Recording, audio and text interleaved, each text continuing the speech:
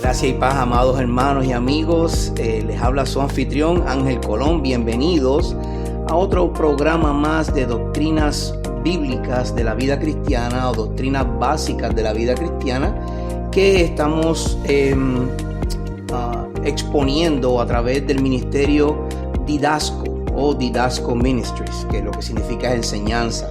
Entonces es un placer estar con ustedes en otro día más.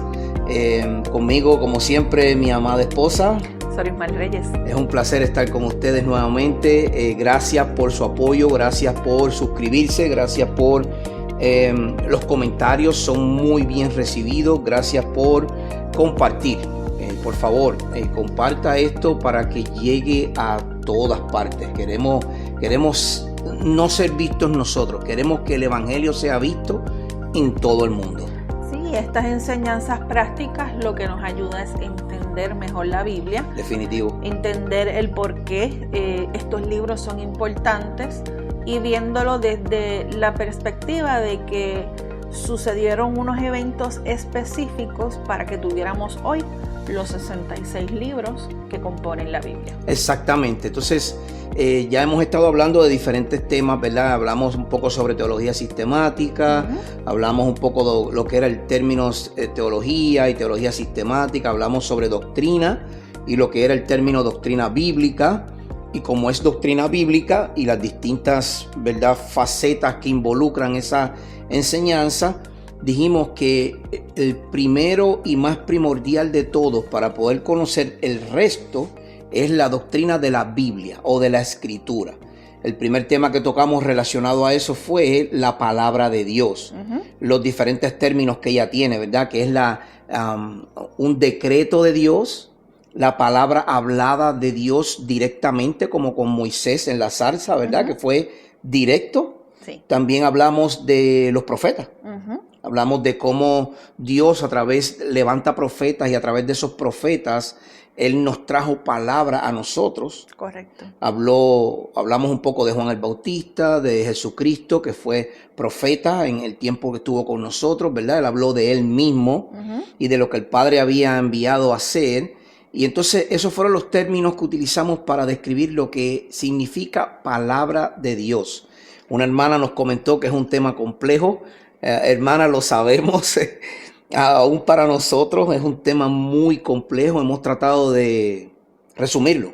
Sí, es en un resumen y en breves palabras, ¿verdad? Porque si fuéramos a hacerlo algo específico y profundo sería más de 1 hora y media, 2 horas. No, y tomaría muchas clases, demasiado, sobre cada tema. Exacto, y la intención es aprender las enseñanzas bíblicas básicas. Para nosotros poder ser unos defensores de la fe. Exacto, porque nos van a preguntar, ¿y qué es eso de la Biblia? ¿Y qué es eso de la palabra de Dios? ¿Y qué es eso de escritura? Entonces nosotros tenemos que conocer esos conceptos básicos. Claro. Y claro, estamos de acuerdo, muy de acuerdo, son temas complejos, pero son temas complejos que tenemos que discutir. Son necesarios. No nos podemos quedar en la superficie, porque así como nosotros confiamos en un doctor que se prepara 12 años de estudio, a veces más estudios continuos de medicina, todo el tiempo, sí. Y nos ponemos en sus manos para confiar en ellos. Pues entonces, si nosotros estamos poniéndonos en las manos de nuestro Señor, nosotros tenemos que conocer a nuestro Señor. Sí. Y la forma de hacer eso es a través de la palabra de Dios. Entonces, hoy vamos a hablar sobre el canon bíblico. Un tema que muchas veces es confundido. Y también muchas personas no lo saben. Así que es necesario que se explique lo que es el canon bíblico para que entonces podamos entender el por qué la Biblia tiene 66 libros, no más, no menos. No menos, exacto. Por eso es que se llama el canon bíblico. Subraye esa palabra canon porque la vamos a describir un poco y vamos a hablar de lo que comprende. Como es un tema amplio, hoy vamos a llegar hasta una sección que es el Antiguo Testamento, el Antiguo Pacto, y luego en las próximas clases vamos a hablar del Nuevo Testamento o Nuevo Pacto, y entonces vamos a dar una descripción de los libros de la Biblia y por qué están ahí. Pero hoy vamos a dar como un sumario, sí, algo general, de qué es el canon bíblico. Para poderlo entender. Entonces, Sori, si alguien te pregunta y tú quieres dar un resumen rápido de qué es el canon bíblico, ¿qué podemos decir a nuestra audiencia? Sí, el canon bíblico es una colección de libros que conforman las escrituras que Dios entregó a su iglesia, las cuales se distinguen por sus cualidades divinas, la recepción por el cuerpo colectivo, que es la iglesia.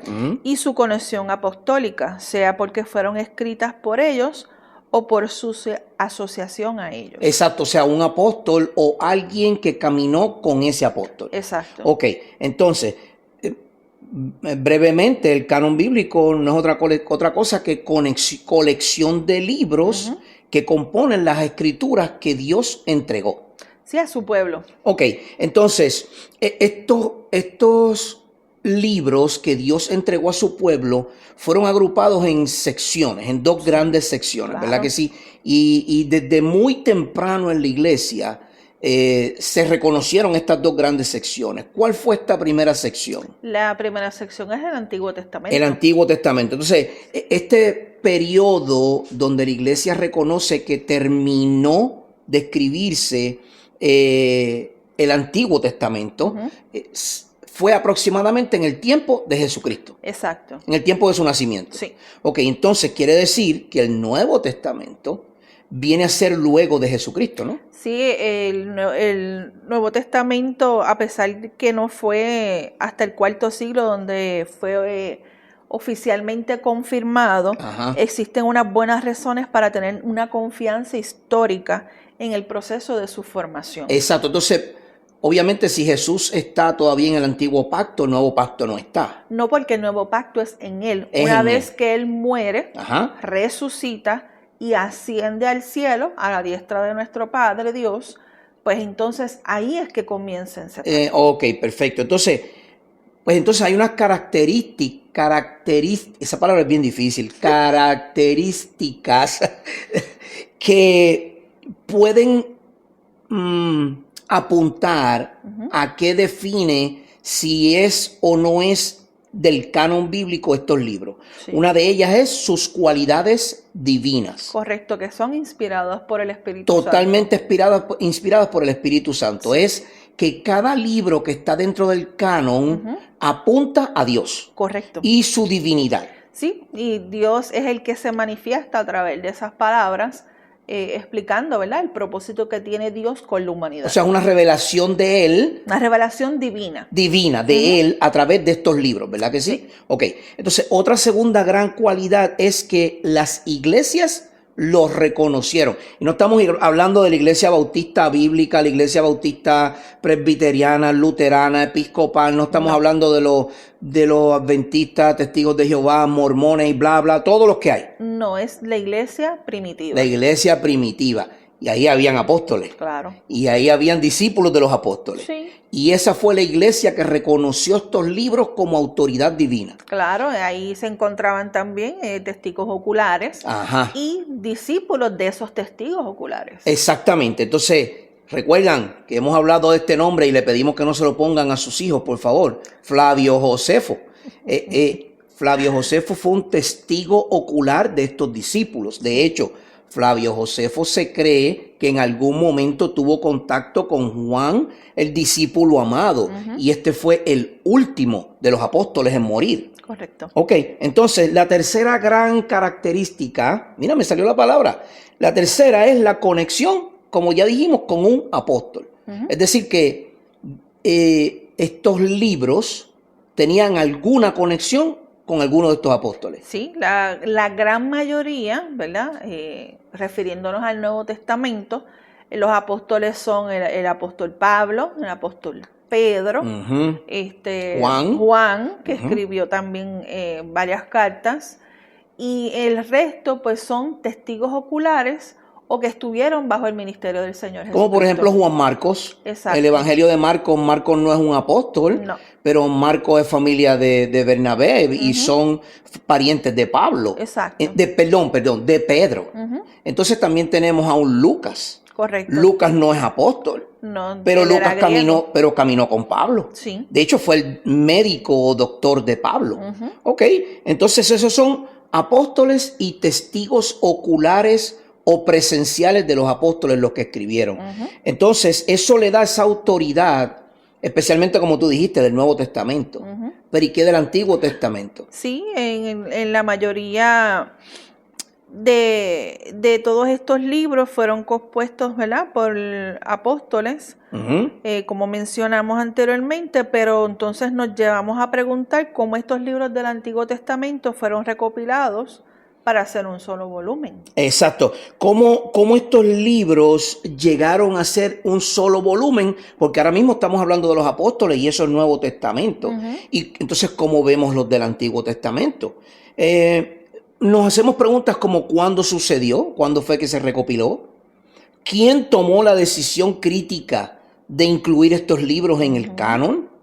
¿Y por qué debemos confiar en lo que ellos hicieron? ¿Es lo correcto para nosotros poder tener lo que hoy conocemos como el canon bíblico o la escritura? Sí, por lo menos en el Antiguo Testamento, los profetas que estuvieron, ¿verdad? Dios escoge al pueblo de Israel. El pueblo de Israel pues necesita saber quién es el Dios creador. Por lo tanto, Dios utiliza a estos profetas, utiliza a estas personas que estuvieron en conjunto con el pueblo de Israel para revelarles quién era Dios. Entonces, toda esa revelación se conoce como el canon bíblico, Correcto. lo que se conoce como canon bíblico. Entonces, el término se refiere a la colección de libros que, como dijimos al principio, componen la escritura dada por Dios. Entonces, estas preguntas se pueden dividir en dos secciones. Una sección teológica y una sección histórica. Histórica es el momento en la historia en que estos libros se escriben o quiénes los escriben, dónde ellos se encontraban cuando los escriben y quiénes fueron estos individuos, qué cosas los movieron a escribir, porque eso es importante. Había época de reyes, había época de jueces, había época... ¿Quiénes fueron? ¿Por qué fueron ellos? Entonces la parte teológica, ¿qué podemos ver en esa parte teológica? Sí, en las preguntas teológicas se enfocan más en la legitimidad de lo que es, ¿verdad? Cuán cierto es y cuán legítimo es ese. Legítimo o auténtico. Y la autoridad. Ahí entonces nos hacemos estas dos preguntas. ¿Tenemos razón para pensar que estos libros son correctos? ¿O podemos siquiera saber si tenemos estos libros correctos? Claro, porque nosotros estamos 2000 años después. Exacto. Digo, aproximadamente, más o menos, sí. ¿Verdad? Porque el canon, como sabemos, cerró totalmente cercano al año 400 o comenzando el año 400 después de Cristo. Sí. Entonces podríamos decir que son algunos 1700 años que han pasado. ¿Y cómo yo puedo? Porque eso es lo que la gente nos pregunta, Sori, de eso se trata esto. Y amigos y amigas que nos escuchan en la audiencia y que nos ve a través de YouTube. Esto se trata de las preguntas que ustedes tienen, que nosotros hemos recibido y seguiremos recibiendo. ¿Cómo yo sé que ese libro es real? ¿Cómo yo sé que ese libro que lo escribió un hombre verdaderamente es la palabra auténtica y genuina de Dios? Entonces debemos comprender que cuando hablamos del canon bíblico, hablamos de la palabra de Dios o la Biblia escrita. Pero yo le digo eso a alguien y me dice, pruébamelo. Muchas veces vemos como a través de la misma historia y a través de encuentros arqueológicos se determina de que sí, se confirma la autenticidad a través de la historia. Y esos rollos que son de miles de años antes. Sí, y se confirman, ¿verdad?, con la Biblia que existían ciertos tipos de reyes. Los eventos.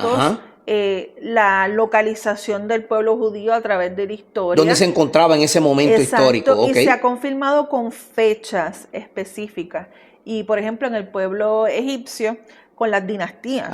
Eso es muy importante. Sí, porque muchas veces para colocar la Biblia dentro de la historia aparecen estos nombres y con la historia y la Biblia los confirma. Incluyendo la arqueología. Correcto. Por ejemplo, se han descubierto monedas del César de la época, se han descubierto escritos de los egipcios, escritos de los persas, de los medos, todos esos libros, toda esa historia que se ha descubierto arqueológicamente usted la puede encontrar en la narrativa bíblica. Sí. Entonces, de las formas de la palabra de Dios, el enfoque de nuestro estudio en la teología sistemática y en las doctrinas bíblicas de la vida cristiana, nos enfocamos en la palabra de Dios escrita. Sí. Estos libros de los que estamos hablando.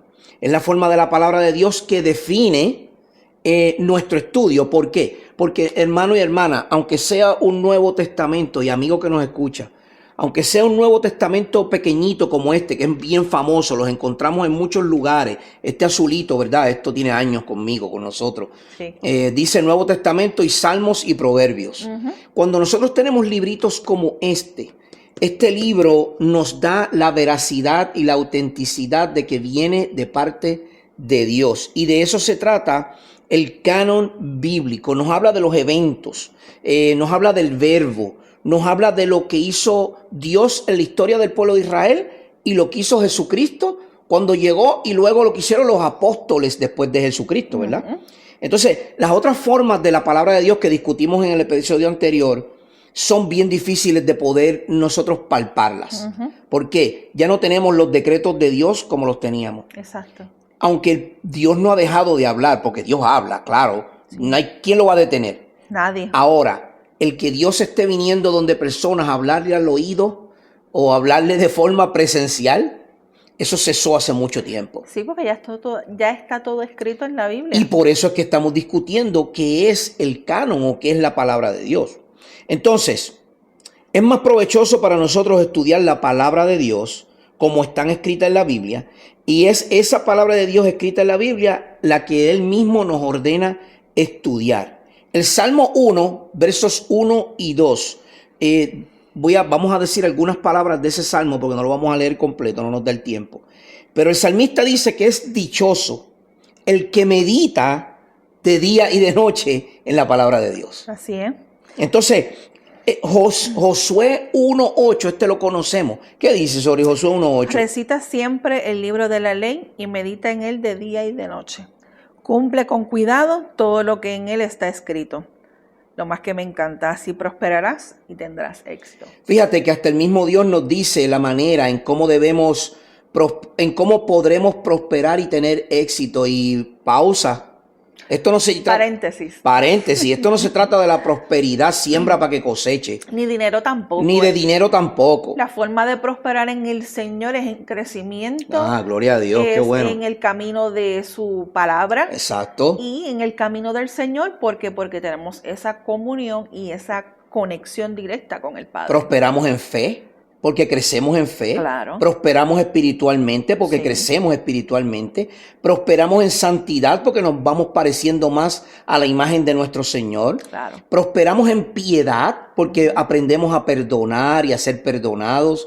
Entonces no es prosperidad económica. De hecho, el mismo Jesucristo dice, no hagan tesoros en esta tierra. No, y el éxito que se refiere aquí es el éxito de esa recompensa de que vamos a tener una vida eterna con Dios. Gloria a Dios por eso. Entonces, esta misma palabra que se encuentra en lo que conocemos como el canon bíblico, esta escritura, el mismo Pablo le dice a Timoteo en 2 Timoteo que es inspirada por Dios y útil para enseñar, para reprender, para corregir y para instruir en la justicia. ¿En qué justicia? La justicia de Dios. Definitivo. En la justicia divina. Entonces podemos concluir que especialmente las palabras escritas de Dios en la Biblia, y a las que dedicaremos un poco más de atención en los próximos puntos, son directamente las palabras habladas por Dios, y que para poder conocerlas debemos entender lo que es el canon de la Biblia o el canon de la Escritura. Las palabras de la Escritura son las palabras por las cuales nos nutrimos y nutrimos nuestra vida espiritual. No podemos tener crecimiento, si no estudiamos a profundidad la palabra de Dios. Sí, aquí podemos reafirmar este comentario de Moisés Okay. al pueblo de Israel en referencia a las palabras de la ley de Dios que dice en Deuteronomio 32:4, cuando Moisés repite nuevamente la ley, que dice que porque no son palabras vanas para ustedes, o sea, palabras que no son vacías, que son sino que ellas dependen de su vida, porque ellas vivirán mucho tiempo en el territorio que van a poseer al otro lado del Jordán. O sea que esta misma palabra va a vivir con ellos por siempre en el pueblo donde ellos se encuentren. Hay un escritor que se llama, lo voy a decir, por favor, búsquelo luego en Google porque el nombre es complejo. Se llama Graham Goldsworthy. Lo voy a poner luego en los comentarios del video. Este libro es un libro bien extenso, de una teología bien pesada. Pero él dice una frase en este libro y dice que nosotros somos el pueblo de Dios, en el lugar de Dios, o sea, donde Él nos ha puesto, bajo las leyes y ordenanzas de Dios. Hermosas palabras, de verdad que sí. Hermano y especialmente amigo, no importa lo que usted quiera creer o no, usted no está donde está por casualidades. No. Dios lo ha puesto en ese lugar, bajo las leyes y las reglas que Él mismo ha determinado. Pero Ángel, no son las leyes de Dios las que seguimos, son las leyes de la tierra. ¿Y qué dice Romanos? Que Dios es el que ha puesto los reyes de la tierra. Y vemos como en simplezas, como lo que es la justicia, ¿verdad? De la tierra, los jueces terrenales se rigen de la base que es la Biblia. Que es la Biblia, exacto. Entonces, todo redunda en la Biblia, como dijo Moisés en Deuteronomio. Moisés también dice que añadir o quitarle a este libro o a estas palabras sería impedir que el pueblo de Dios le obedezca plenamente. Hermano y amigo, si usted le quita por placer o por un pretexto o porque usted quiere encajar un verso bíblico a su vida, si usted le quita o le añade a las palabras que Dios ha dicho, va a ser bien difícil que usted camine en esta tierra. No, y que el mismo Moisés se lo indica al pueblo de Israel en Deuteronomio 4:2, que dice: no añadan ni quiten palabra alguna a esto que yo les ordeno, más bien cumplan los mandamientos del Señor su Dios. Fíjate que Moisés mismo que tuvo palabra directa de Dios. Dios le habló directamente. Y ahora Moisés le está diciendo en la redicción de la ley, o sea, cuando él vuelve a leer la ley nuevamente, o sea, pueblo nuevo. A un pueblo nuevo, porque el pueblo anterior había perecido en el desierto, en el Éxodo. Sí. Ahora él vuelve a decirle la ley nuevamente y les está diciendo de nuevo: miren, por favor, cabezones, escúchenme. Estén atentos. Estén atentos a lo que Dios está diciendo, por favor. Es como Moisés suplicando, ¿verdad? No añadan ni quiten palabra alguna a esto que yo les ordeno. Más bien, cumplan los mandamientos del Señor su Dios. Simple. Es simple. No le pongas ni le quites. No. Según lo lees literalmente, aplícalo a tu vida. Aplícalo a tu vida. Entonces, vamos ahora a hablar sobre el canon. Sí, ¿Qué implica la palabra canon? Sí, la palabra canon, ¿verdad? Tiene varios significados. Significa caña, que es una regla de medir. Es una vara, ¿verdad? Imagine una vara bien larga como la que usaban los carpinteros antes, que era 1 metro que se doblaba en pedazos. Y era 1 metro de largo literalmente, pues eso es lo que significa regla de medir, eso es lo que significa canon. Entonces, si usted escucha esa palabra, no piense automáticamente es la Biblia, no. Es una regla de medir, eso es lo que implica el término. Sí, este término tiene diversos sentidos, ¿verdad? Tiene del griego, claro. Del griego, cualquier regla o vara que sirva para medir, como lo explicó Ángel, en sentido figurado, que es un modelo que permite fijar las normas, especialmente de los libros clásicos, como una guía o una norma. O sea que, similar a la regla que usaba, por ejemplo, el albañil para medir o el carpintero, canon también podría figurativamente significar una regla o un orden estructurado. Correcto. Que define lo que son esos libros, ¿verdad que sí? Sí. ¿Y qué es sobre las escrituras? Con respecto a las escrituras, son consideradas como normas de fe, de conducta y de práctica de la iglesia. O sea que canon simplemente no es otra cosa que las normas o reglas de fe y práctica que rigen a la iglesia. Correcto. Eso es lo que significa canon. Ok, muy bien. Entonces el término canon, para más profundidad de estudio, proviene del latín que significa cana con 2 N, procedente del griego con K, canon, que también se le podría decir como cane o cana con acento en la A.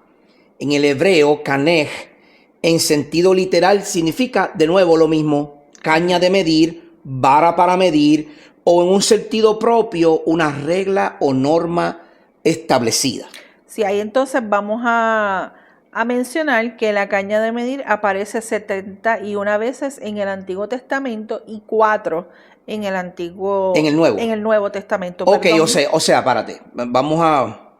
¿Tú me dices cuántas veces en el Antiguo Testamento? 71 veces. O sea que la palabra caña o vara de medir aparece 71 veces. ¿Y cuántas en el Nuevo Testamento? 4. Solo 4 veces.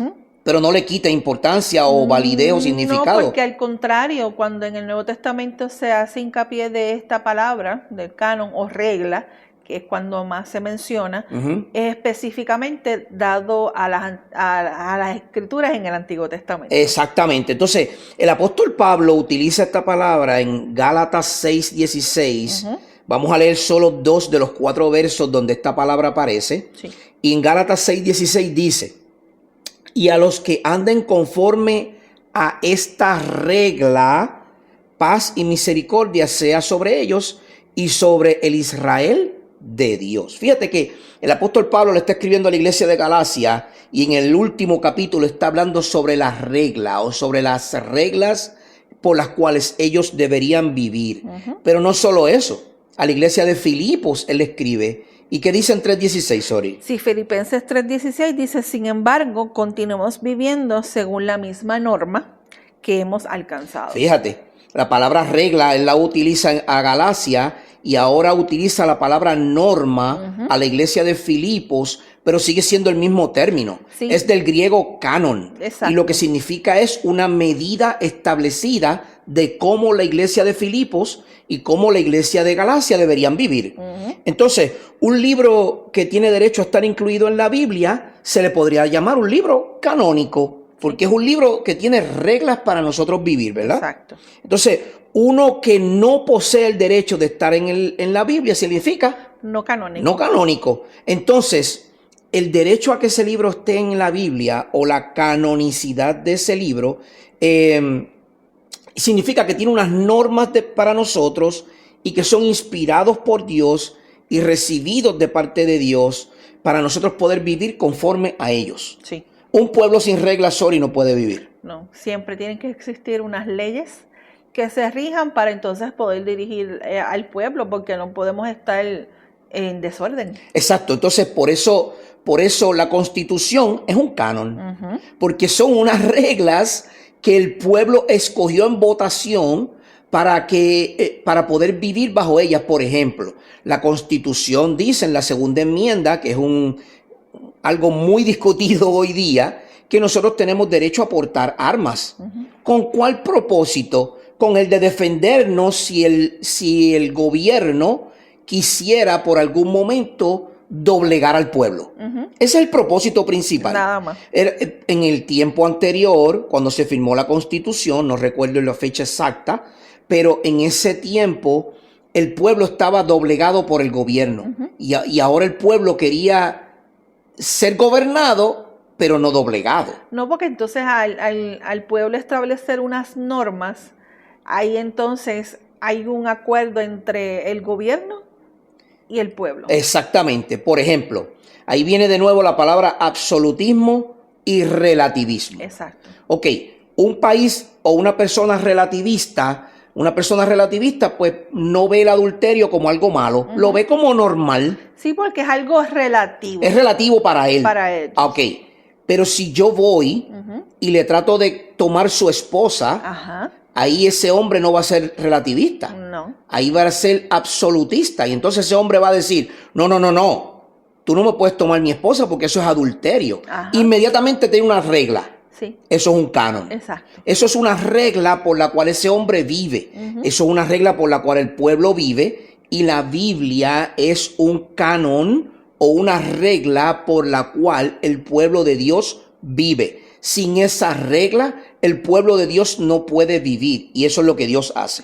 Sí, referido a la Biblia, el canon se refiere a la lista oficial de los libros que la componen. Anastasio de Alejandría, esto fue en el Concilio de Nicea en el año 325 después de Cristo, alude a las escrituras como un conjunto de libros canónicos. Biblia ni lo lea porque está bien difícil. Canonidomina, mira, es decir, vamos a explicarlo, una agrupación de libros integrantes de un catálogo. Ok, Atanasio de Alejandría en el año 325 en el Concilio de Nicea, eso en el año 325 después de Cristo. Él dice que las escrituras son un conjunto de libros canónicos, un conjunto de reglas, es decir, una agrupación de libros que integran el catálogo bíblico o lo que tenemos hoy como la escritura, ¿verdad que sí?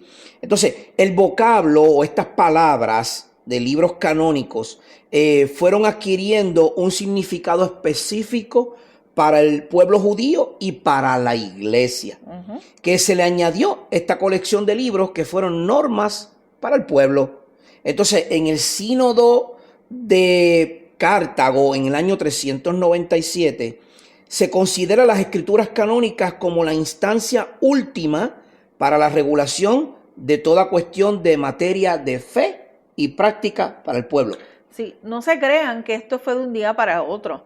Esto llevó muchos años de estudio, de preparación, y no solamente de un grupo de hombres, eran muchos más. Por eso es que hoy día, Sori, tanta discusión que hay sobre la escritura y estos primeros hombres en los primeros años después de nuestro Señor Jesucristo ascender al cielo, que los apóstoles todavía estaban y los testigos de los apóstoles, este grupo de hombres creía esto 100%. Sí, y recuerden, ellos no venían de un solo lugar, venían de diferentes países. De diferentes países, que exacto. Fueron llevados, el Evangelio de Jesucristo fue llevado a esos lugares y se reúnen para entonces, ok, tenemos el Antiguo Testamento, los libros antes de que viniera el Señor Jesucristo, y lo que se escribió de Jesucristo y luego de él, que fue lo que vino a ser la iglesia primitiva. Pero entonces, Sori, si es así, para nuestra audiencia que nos escucha y que nos ve,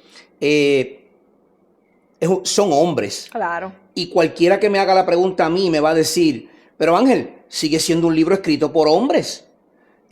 ¿Cómo yo sé que de verdad ese canon o esas reglas son válidas y son verdaderamente palabra de Dios?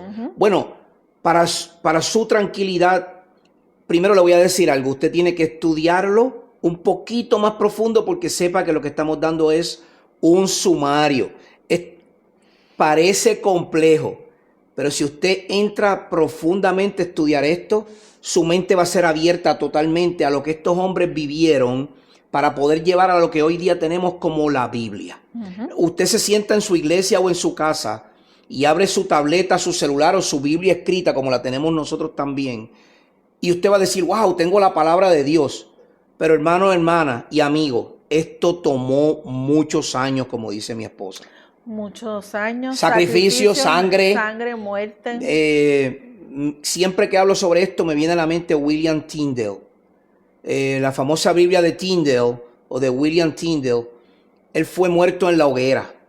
Y William Tyndale fue muerto en la hoguera vivo. Él lo pusieron en la hoguera vivo por la traducción de la Biblia por primera vez al inglés. Y hoy día tenemos la traducción al inglés gracias a que ese hombre dijo, no, esta es la palabra de Dios, así es la traducción, así es que va el canon cerrado, así es que se traduce, y por eso él murió. Sí. Y usted la tiene hoy en sus manos y la toma como algo, como si fuera nada. Hermano, un libro más. Valore su escritura, valore la Biblia, porque la Biblia costó de hecho, para poder cerrar el nuevo pacto, tomó la sangre de Jesucristo. Así que no la tome en vano, porque la Biblia no es otro libro más. La Biblia es el libro que viene de parte de Dios, y por eso nosotros nos podemos llamar el pueblo del libro, porque vivimos bajo la palabra de Dios. Entonces, Sori, ¿cuáles son esos criterios de canonicidad que utilizaron estos hombres para poder plasmar o decir, sí, estos son los libros del Antiguo y del Nuevo Pacto por los cuales nos vamos a regir como una norma de vida? ¿Cuáles son esos criterios? Estos criterios, vamos a resumirlo, ¿verdad?, en dos. El primero dice, la canonicidad se refiere al derecho perdón, de un libro a ser incluido en el canon, que comprende los libros considerados, inspirados por Dios y constituyen la regla de fe y práctica para la iglesia. Entonces, los criterios básicos para determinar esa canonicidad podríamos decir que han evolucionado con los años, pero siguen siendo los mismos. Sí, generalmente incluyen lo mismo. Generalmente incluyen lo mismo. Ok, dame uno de esos criterios. Sí, la apostolicidad u origen apostólico. Dijimos al principio que para que esos libros pudieran ser incluidos en el canon, tenían que ser libros apostólicos o de origen apostólico. Es decir, la carta a los hebreos, no sabemos quién es el autor. No. Yo me inclino, pensamiento de Ángel Colón, a pensar que fue Apolos quien lo escribió. Apolos fue discípulo de Pablo y Pablo fue un apóstol. Exacto. Entonces, ahí tenemos este primer criterio. Digo, otros piensan que pudo haber sido Bernabé, otros piensan que fue que tiene de Pablo y tiene de Juan Marcos pero sigue siendo apostólico o de un discípulo de los apóstoles. Y sepan, utilicé el libro de los Hebreos porque ese libro tiene mucha contienda de por qué está incluido en el canon. Exacto. ¿Ok? Sí. Entonces, pero si se fijan, usted lo lee, hay capítulos como el 4, el 9, el capítulo 13, hay capítulo 2. Hay capítulos del libro de los Hebreos que usted lo lee y usted dice, wow, este es Pablo hablando. Son las palabras de Pablo, pero no sabemos quién fue. No. Que inclusive lo que se deduce es que hubo la influencia de Pablo en muchos de los escritos. En muchos de los escritos, claro. Como tú dices, puede ser un autor nada más, o pueden haber varios autores que fueron discípulos de Pablo, y entonces pues se llegó a la conclusión de esta carta, que es bien importante, porque se resume todo lo que tiene que ver con Jesucristo como el que cumplió todo para ser el Hijo de Dios y nuestro Señor y Salvador. Y sumo sacerdote. Sí, que ahí cumple, él lo con cumple todo. Exacto. Exacto, que es como un sumo sacerdote, que Él es el Rey de Reyes, que Él cumple. Superior a los ángeles, superior a todo. Y entonces Dios se manifiesta, ¿verdad? Hablando y complaciéndose en el Hijo. Entonces, ese criterio de apostolicidad o de origen apostólico es crucial para que el libro pertenezca al canon. ¿Ok? Un segundo criterio. Sí, el de catolicidad o aceptación universal. Hermano, esto no quiere decir que la Iglesia Católica lo aprueba. No, esto es lo que significa el concepto de católico, es general universal. Católico lo que significa es general o universal, y lo que implica es que universalmente la Iglesia primitiva aceptó estos libros como canónicos.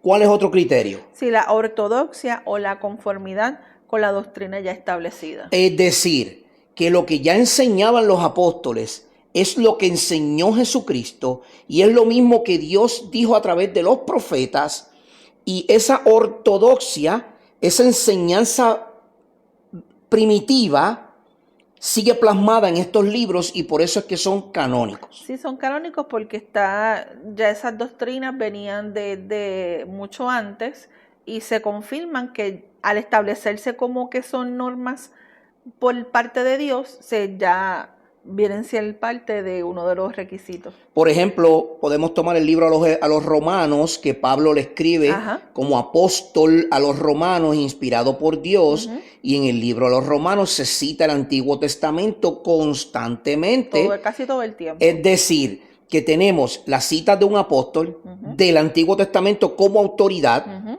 para entonces después decir, yo soy apóstol y se lo estoy dando a ustedes como iglesia. Y con autoridad. Y con autoridad apostólica. Y ahí tiene los requisitos para que ese libro sea incluido en el canon. Sí. Entonces, este otro requisito no es más moderno. Y este requisito es el uso litúrgico en las iglesias. Es decir, cómo se lleva a cabo el culto en la iglesia de principio a fin debe en letras mayúsculas, negrita y subrayado. El uso litúrgico debe ser la norma por las cuales la iglesia lleva a cabo su servicio al Señor. Es decir, desde la oración de comienzo en el domingo, desde el recogido de ofrendas, los cánticos y alabanzas, la predicación y exposición de la palabra, el llamado a arrepentimiento y salvación y la despedida u oración sacerdotal, todo debe estar regido por lo que dice la Biblia. Así que, si algún cántico que se está llevando a cabo el domingo no exalta, glorifica y entrona a Dios de principio a fin, está violando el canon. Simple, hermano, yo no tengo que añadirle más a esto. Si usted está cogiendo cánticos de personas que abiertamente hoy día son herejes o hablan herejías sobre la Biblia, sobre Dios, el Espíritu Santo, deséchelos. No es que el cántico en sí sea malo, pero usted está probando lo que un hereje está haciendo. Definitivo. O sea, usted se está haciendo cómplice de lo que ese hereje está haciendo. Sí. Así que deséchelo. Hermano, ríjase por el himnario. No se salga de ahí, no es necesario. Todos los cánticos que están ahí, a pesar de que los escribieron gente que no eran creyentes, en algunos casos, son cánticos que en todo momento entronan a Dios. Y se sacan de las mismas escrituras. Y sale de la misma escritura, porque usualmente son salmos. El último criterio, el testimonio del Espíritu Santo. El Espíritu Santo tiene que testificar a tu corazón que ese libro es inspirado por él mismo. Sí. Entonces, el Concilio de Cartago en el 397 después de Cristo estableció formalmente que los 27 libros del Nuevo Testamento eran parte del canon. Sí. Aunque esto duró años, sí, hasta que se confirmara por completo en el año 400, pero aproximadamente, estoy usando fechas aproximadas, pero sí fueron aprobados por este concilio. Ahora, la Iglesia Católica Romana considera que la tradición apostólica más la enseñanza de los hombres son fundamentales para incluir los libros en el canon bíblico. Sí, mientras que el mundo evangélico enfatiza la inspiración divina como el criterio principal. O sea, el mundo evangélico, los que llamamos protestantes, son los que dicen es inspiración divina y esa regla es obligatoria y únicamente inspiración divina. Sin embargo, la Iglesia Católica Romana dice que tiene que haber inspiración divina mediante los apóstoles más la enseñanza de los hombres. Sí, una tradición. Y ahí es donde se empieza a tergiversar el canon de la Escritura. Sí, es importante notar que la autoridad de estos escritos es anterior a su inclusión en el canon y que el canon simplemente reconoce los libros que la Iglesia ha experimentado como inspirados por Dios. Ok, voy a hacer una nota aclaratoria ahí para que esto quede, valga la redundancia, bien claro. La Iglesia no tuvo que autorizar nada. No. El pueblo de Dios no tuvo que autorizar nada. Ya estos libros estaban autorizados por Dios. Este canon ya Dios lo había dado y no había que añadirle nada más. Dios dice, marido de una sola mujer, no le añada. No. Ya Dios lo dijo y eso se cerró. Dios dice que tenemos que vivir con piedad. Viva con piedad. No le añada ni le quite. Dice que la mujer sea vista con prudencia, con modestia. Vista con prudencia y con modestia. No le añada ni le quite. ¿Cómo usted ve eso? El Espíritu Santo le va a decir. Si usted está enseñando su busto o un traje muy ceñido al cuerpo, el mismo Espíritu Santo le va a decir, eso no es apropiado. Y usted se va a recoger a lo que el canon o la regla dice y ya. Entonces, el canon del Antiguo Testamento. El canon del Antiguo Testamento. ¿Dónde empezó esta idea? La idea es decir que desde que el pueblo de Israel debía preservar una colección de las palabras escritas de Dios. La misma Biblia da testimonio del desarrollo histórico del canon. Estamos hablando del Antiguo Testamento específicamente, sí. ¿ok? Y la colección más temprana de estas palabras de Dios escritas fueron los 10 mandamientos. Entonces, ni miremos No. el año 300 o el año No. cuando el canon se empezó a cerrar. No. Miremos desde que Dios le dio las palabras a Moisés. Una vez esas palabras salen de la boca de Dios y son plasmadas en una piedra y son entregadas a Moisés y Moisés las pone en el arca del pacto de Dios, ya hay un canon, ya hay una regla, ¿verdad que sí? Sí. Ok, ¿qué dice Éxodo capítulo 31? Sí, Éxodo 31, 18 dice, y cuando terminó de hablar con Moisés, O sea, en el Dios. monte Sinaí, sí, de Dios, le dio las 2 tablas de la ley, que eran las 2 lajas escritas por el dedo del mismo Dios. Mira, no tenemos que vivir bajo la ley porque ahora estamos en la gracia, ¿es cierto? No vivimos bajo la ley porque vivimos bajo la gracia. ¿Eso quiere decir ahora que yo voy a hacer lo que me da la gana? No, al contrario, debemos llevar, ¿verdad?, la ley del Señor establecida, nosotros la podemos cumplir, ¿verdad? Vamos a cometer errores, vamos a pecar porque somos humanos, pero a través de Cristo, que Él sí cumplió con todo, Él no falló en nada, Él 100% hombre, 100% Dios, vino aquí y no pecó en nada. Él es nuestro ejemplo a seguir. Exacto. Para que nosotros podamos cumplir con la ley de Dios. Entonces, tan pronto Dios escribe con su dedo estas leyes y las pone Moisés en el arca del pacto, y ese pacto es sellado, ya automáticamente eso es una regla de vida. Sí. Que Dios le está dando a su pueblo. Claro. Porque si no, el pueblo iba a estar como gallina sin cabeza, corriendo de un lado para otro, sin saber qué hacer. Bueno, imagínense que cuando Moisés sube al monte Sinaí a recibir los 10 mandamientos, que pasó 40 días en el monte, el pueblo de Israel ya estaba haciéndose dioses como lo hacía en Egipto. Porque no tenía una regla. Exacto. Entonces ahora Dios le da un canon, una regla para vivir, y Moisés lo sella y lo pone en el pacto, en el arca del pacto. Pero luego leemos en Éxodo 32, dice, tanto las tablas como la escritura grabada en ellas eran obra de Dios. Esto es bíblico, hermano. Esto es una confirmación. Esto es una confirmación. Esto no soy yo hablando, esto no es Sori hablando, esto no es interpretación humana. Léalo literal. Tan pronto las tablas o la escritura fueron grabadas y selladas, eso era obra directa de Dios. Sí. Y bajo ellas el pueblo vivía.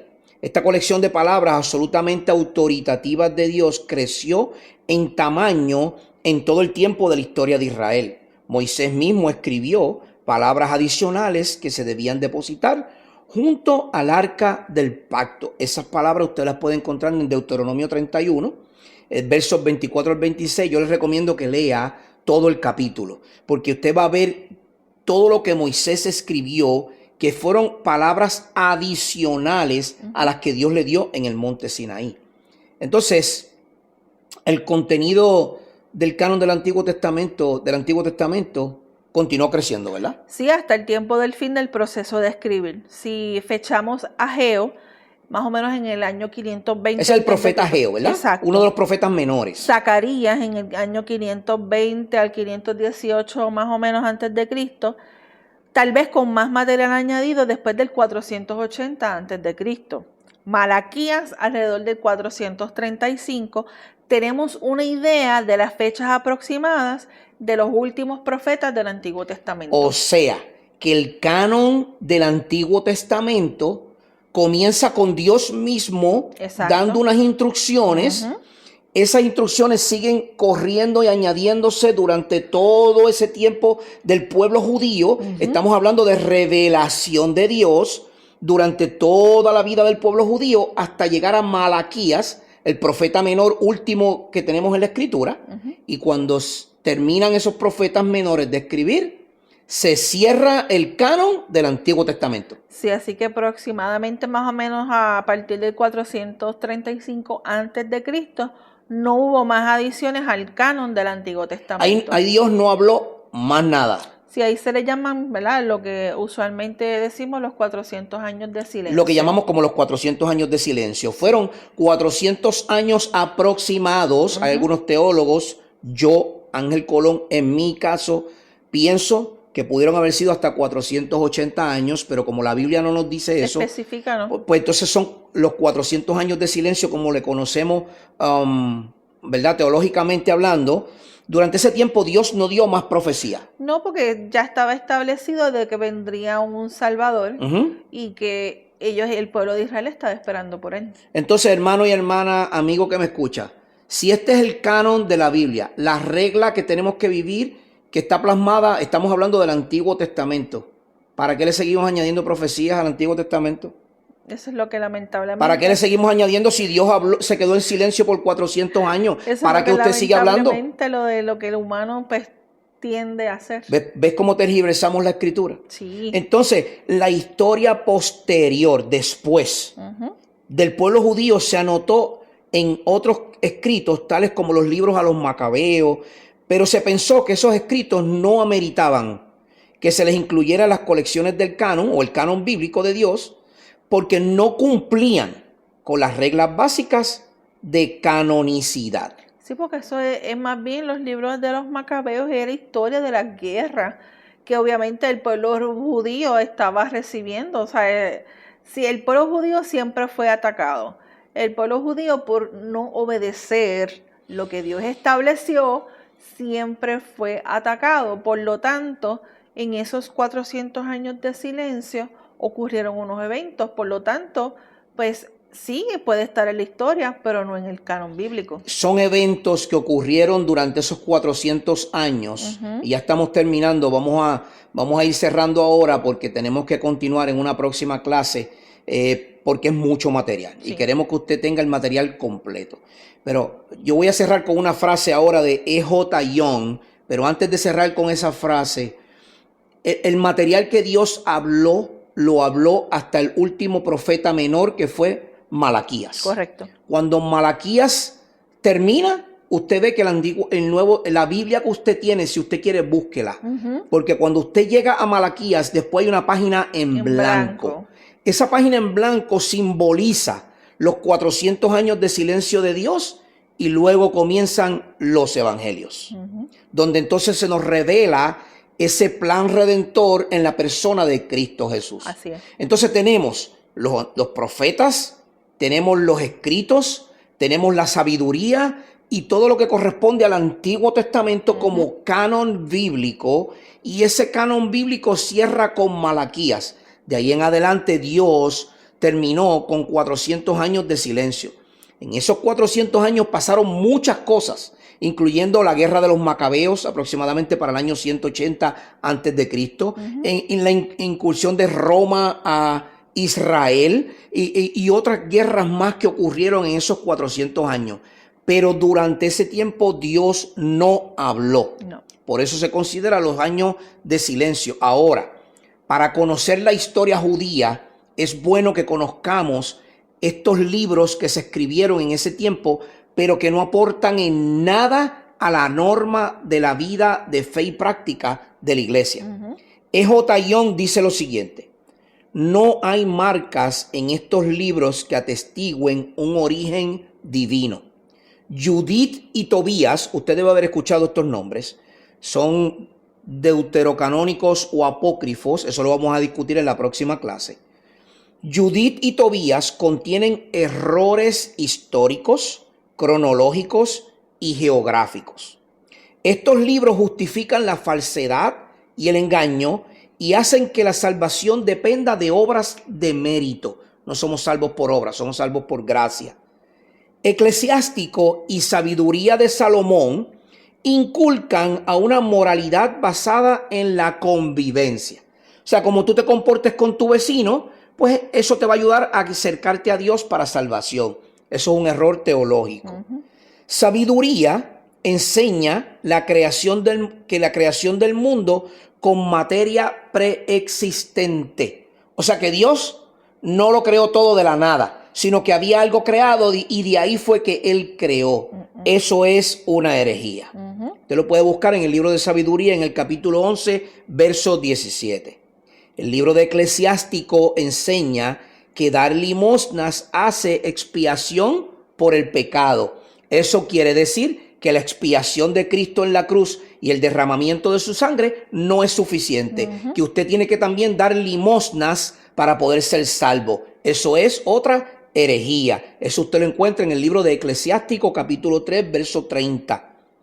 En Baruch, el libro de Baruch, se dice que Dios oye las oraciones de los muertos. ¡Ay, santo! Baruch, capítulo 3, verso 4.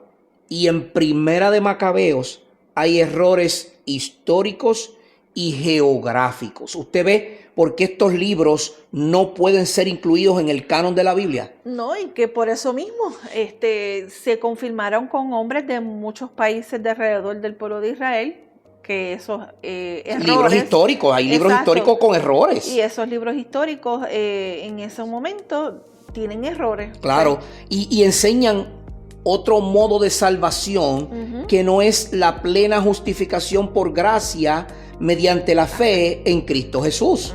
Entonces, si usted le añade algo más a esa justificación, simplemente no es canónico, no es bíblico.